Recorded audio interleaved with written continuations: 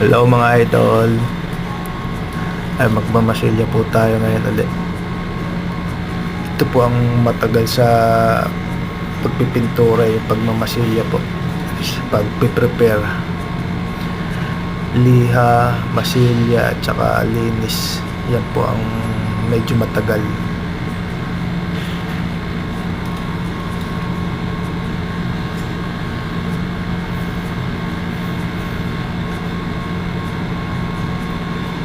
Pa-share naman po itong video at saka pa-subscribe na rin po and like and share.